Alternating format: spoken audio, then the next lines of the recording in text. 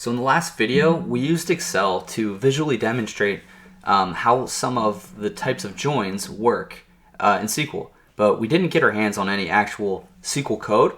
So that's what we're going to do right now. So if you join me, I'm going to start demonstrating some of these joins.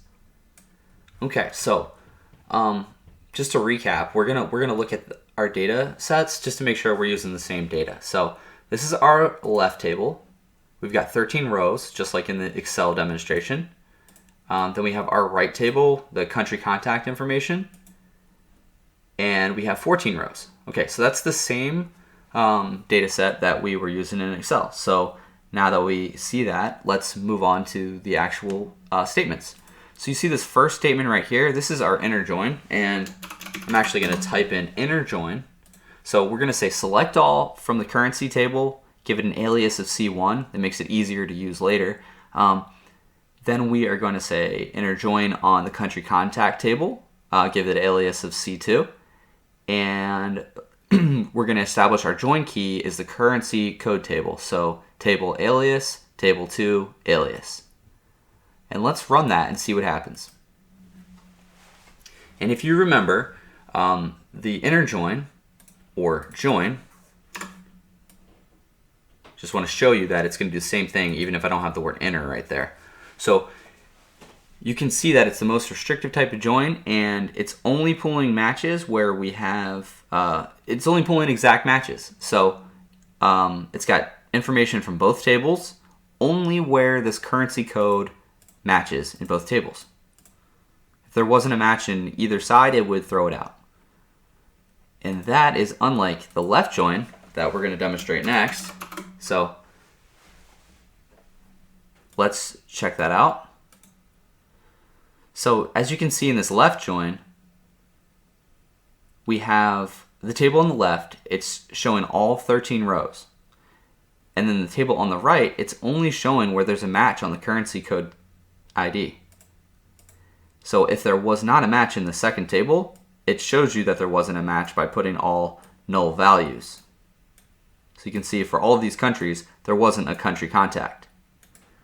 So that's how the left join works. So in the right join, how many rows do you think will be returned when I type right join right here instead of left join? I'll give you a hint. There were 14 rows in the table on the right. Okay, let's check that out.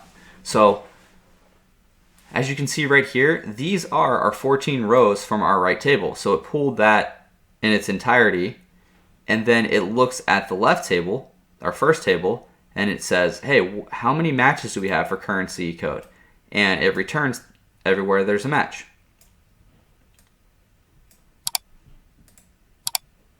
So that is how the right table works.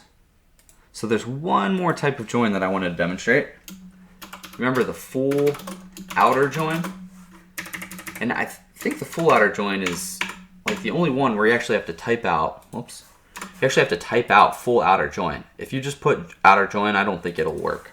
Let's confirm that right here. Yep, definitely had a problem with that. So let's type in full outer join. Okay, check this out. So the top half of this query, it looks just like the left join.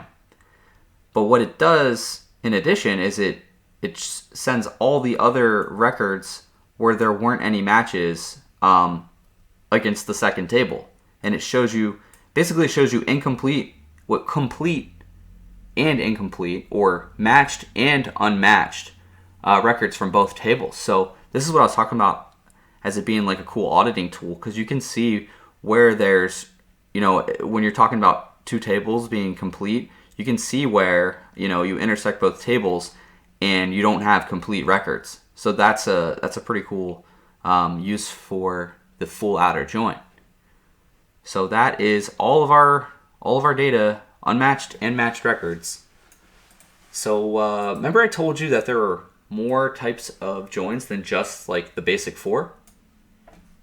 Let's see what happens if we try a different type of join called a cross join. What do you think is going to happen if I try this? This might be a hint right here.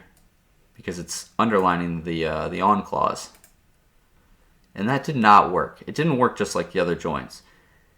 And that's because this join, the cross join, is different.